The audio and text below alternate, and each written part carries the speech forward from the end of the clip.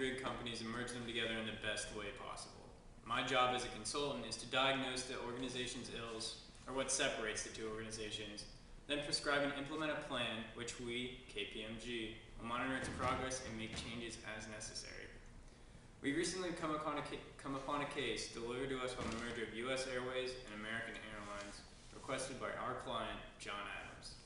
We've been trying to think of various ways on how to approach this merger, and have decided to go to my professors for some help on going through what the firm believes would be the best action and most beneficial way to go through this merger. Two different cultures, two different companies, both have billions in sales. Mergers aren't easy, so KPMG Consulting is trying to find a concise plan for this merger. We plan to follow Cotter's 8 sequential steps to a successful merger, and as I said before, I need a quick refresher. At the end of it, we'll learn exactly how to make two companies into one. The first step is to establish a sense of urgency within US Airways and American Airlines. The purpose is to identify and communicate a compelling reason to change. This will involve generating a motivation to change for both parties, US Airways and American Airlines. So let's discuss some possible methods to implement this. One example could be benchmarking. Benchmarking is comparing and contrasting competing companies to identify strengths and weaknesses. So in our case, American Airlines and US Airways will compare themselves to other airlines dominating the market, especially international ones. These weaknesses and strengths will be used to highlight what should be adopted into the newly merged company. Second, you want to communicate potential benefits of this merger to all company employees. Some examples include higher flight connectivity, as a merger gives both airlines access to more airport hubs, and with this, more cities and more connectors. Another benefit is the opportunity for more customers. By combining both rewards programs of American Airlines and US Airways, customers will be able to earn and redeem miles, making them a more attractive airline to fly on. Remember, it is important to emphasize that we, as a merged company, American Airlines Group, must endeavor as one. The whole organization must feel personal accountability and responsibility for the future success of the company. You have a lot of competitors out there. Big business changes rapidly, and you must be able to adapt quickly and efficiently. Our second step is to create a guiding coalition. A coalition is a group of individuals who are bound together in an active pursuit of a single goal. In our case, American Airlines' goal is to guide a successful merger with US Airways. This coalition will be made up of leaders of change and integration, and they should have a particular set of skills, such as social influence, relevant expertise, and experience motivating others. So who are you going to pick? First things first, you should look at your stakeholders. This may be people inside the company and outside the company that hold positions of power and influence. Second, you want to engage in stakeholder mapping. This is very important. This will determine who is for the merger and who is resistant to the merger. Third, you want to appoint your core coalition team. This team should be cross-functional and cross-level, meaning that it should be a mix of leaders and managers from various departments.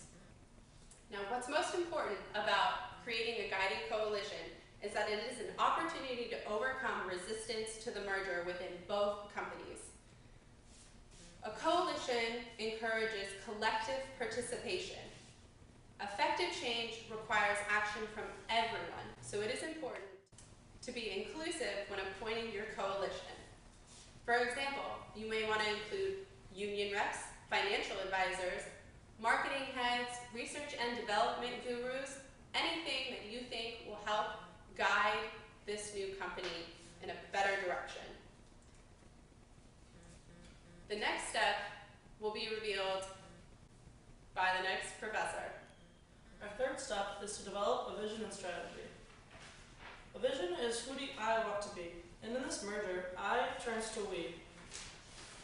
So before any change can be made and any major steps be taken, we must have a vision and strategy developed for both companies as they come together.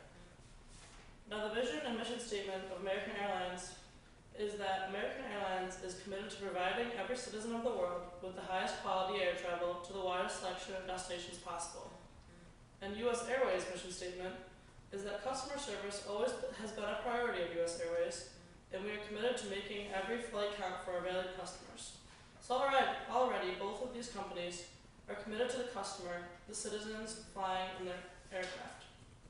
So as we merge together, it's really important that this vision develops together and that the companies are together working to create their own unique vision together as a unit. This vision will constantly change, and with our help, we will be able to be proactive to satisfy the wants and needs of both companies in this merger. We understand that U.S. Air and American Airlines have different desired outcomes, so we will meet together to create a unique vision that meets with company standards. In the future, these two companies will be merged together, and this will be different than their individual paths. So we need to create a unique and new vision and strategies to go forward with this merge. The next step is to communicate the vision and strategy, and this must be communicated with all the employees from top to bottom. We must enlist a volunteer army, and then you need to establish a collective community more than anything. So again, this I, these two individual I's must form to make a we, and this we and us is very important, because large-scale change can only occur when massive amounts of people rally around a common opportunity. Both employees under both individual companies need to be driven to change. There can possibly be a reward system implemented to get employees on board, because the support of the workforces of both companies is imperative. With the help of employees from top to bottom being in support of the merger, these two forces can be joined to create a great company. And for our next step, you're going to have to talk to a different professor. Alright, so for the next two steps, you want to think about your employees. So you want to think about empowering broad-based action and generating short-term goals. So the key to empowering broad-based action is thinking about shared leadership. You want your employees to become personally invested in the merger, because when they're personally invested in the merger, there's going to be a smoother transition, happier employees, and ultimately that will result in a more successful company. You want to think about managing from the bottom up, as discussed before.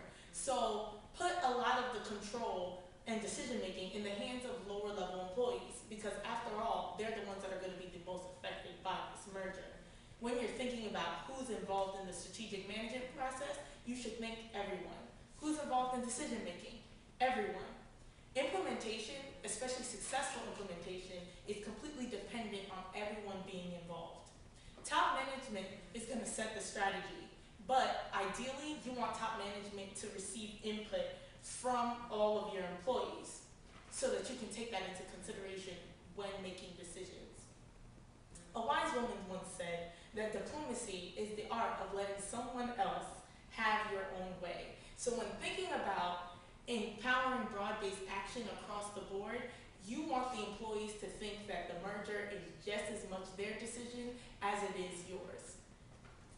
Now, when it comes to actions that employees might be taking, you want to make sure that you dish out responsibility and hold everyone accountable for making sure that the integration goes as smoothly as possible. By doing this, more people will have a sense of purpose, they'll gain integrity within their job, and that increased confidence is an incentive for them to work harder, and it'll make it easier to integrate American Airlines and U.S. Airways. This ties into generating short-term wins. You want to SWOT your situation. Determine your strengths, weaknesses, opportunities, and threats that are attached to the merger, and then you want to develop and clearly communicate all steps of your action plan and set measurable goals. Set your employees up to succeed in this merger. When you set measurable goals and you're able to assess them at different intervals and checkpoints, and your employees are able to meet them, it only improves employee morale, and they'll be more invested in this change. Now, the next professor is going to talk about the last 2 points. Alright, so we're going to talk about the last 2 steps in Cotter's 8 steps. And the first one of those is consolidate your gains and produce more change. So basically at this point, your airlines have been going through tremendous change between both airlines trying to merge into one.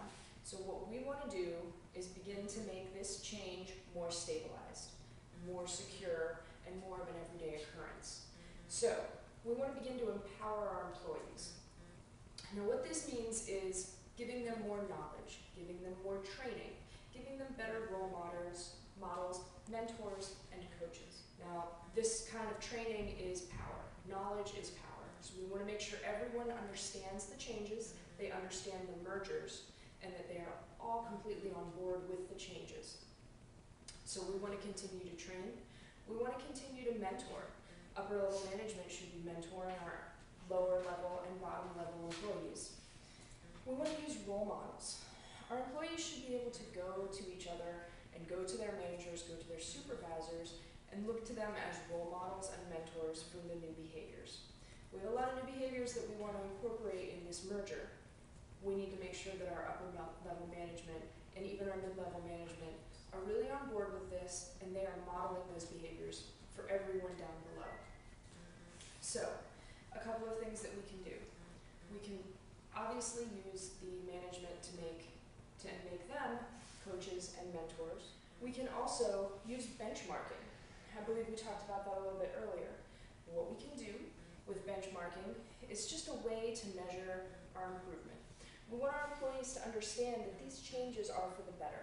We want to have them be excited about the changes, and we want to have them really for full score behind these changes. We want them to be motivated, excited, super hyped about the changes, and really standing behind them. And the benchmarking is a good way to measure the successes that we're having with the changes.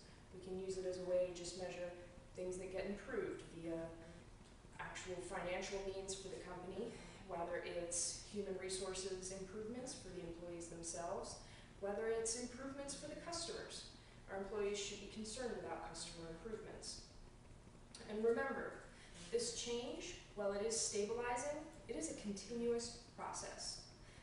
There is not a one-time event for change. Change is continuous.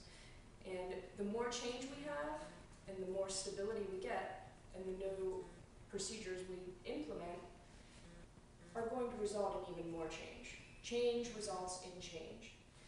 So the other part of Cotter's steps, the last step, is anchoring the new approach in the culture. This is where we really want to refreeze everything. We want to stabilize the changes. We want to make sure that everyone understands what the changes are and how they are benefiting them. Themselves, the employees, the customers, everyone needs to be aware. So, at this point, the new normal is our new way. Everything that we are doing that is now new should just become normal. And as that normal becomes stabilized, we need to continue to ensure that our employees are embracing and continuing all of the new behaviors that we've begun to implement. This positive reinforcement should be the new normal, and we should again use this positive reinforcement with more coaching, more modeling, and also we want to use rewards and incentives so that our employees understand that this new normal is a good thing for them. So remember, change is a continuous process. It is not a one-time event, and the new way needs to become the normal way. The process to successfully integrate and merge companies can be outlined in 8 steps. In steps 1 and 2, you want to highlight the benefit of the merger to integrate the employees, with network expansion for employees and the company as a whole. Get employees motivated by interacting with them and giving them a sense of importance. Steps 3 and 4, develop a vision to help guide the changing process that can be done by using the quick 5 steps to strategic management. Formulate a strategic vision and goal. Set objectives that are measurable. Develop a strategy to achieve the desired outcomes. Implement and execute the chosen strategy efficiently and effectively. Evaluate your performance and make adjustments. This can be done at each objective as well. Make sure people are on board with the change. Enlist a volunteer army so you have workforces involved. Large-scale change needs numbers behind to support it. Steps 5 and 6. Put the control of implementing the change in the employees' hands. Everyone should be involved in the merger, not just upper management. Facilitate responsibilities for everyone, allowing them to be part of the merger in some way. The confidence of holding importance will allow them to integrate both companies easier, set everyone up to succeed so confidence can grow on building short-term wins and empowerment. Steps 7 and 8. Now with the plan done, you want to consolidate the progress you've made and continue to grow. Continue to give the employees the training they need in role models and repeatedly hammer down the new culture you've established, leaving the old way behind. This can be compared to Lewin's model, where steps 1 and 3 is the unfreeze stage. You want to create a climate for change. Steps 4 and 6 is change. Engage and enable the whole organization. Steps 7 and 8 is the freezing stage. Implement and sustain change. So remember, establish a sense of urgency and create a guiding coalition.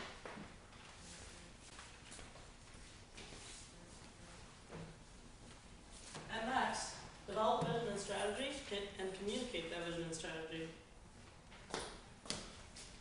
Then you want to empower broad-based action and generate short-term wins. And don't forget to consolidate your gains and produce more change and anchor your new approach in the culture. Follow these steps and you'll fly high. Let's look at where American Airlines is today. Following the merger, American Airlines holds a market share of 17% in the domestic U.S. airline market of 2016. They added over 10,000 jobs due to the merger. This is beneficial for the corporations and the people itself. Revenue as a whole has increased as well. As of October 17, 2015, when the merger occurred, revenues have increased. In 2015 alone, in the fourth quarter, they ended strongly with a record profit of $3.3 billion. They've gone from a company in the red in the years 2011 to 2012 to a company in the black, making over $10 billion in the years of 2015 and 2016. If that's not enough to tell that they're doing well, they didn't beat a passenger for overbooking. So who's winning now, United? Come fly with me, let's float down to Peru. In Llama Land, there's a one-man band and he'll toot his flute for you. Come fly with me, let's take off in the blue.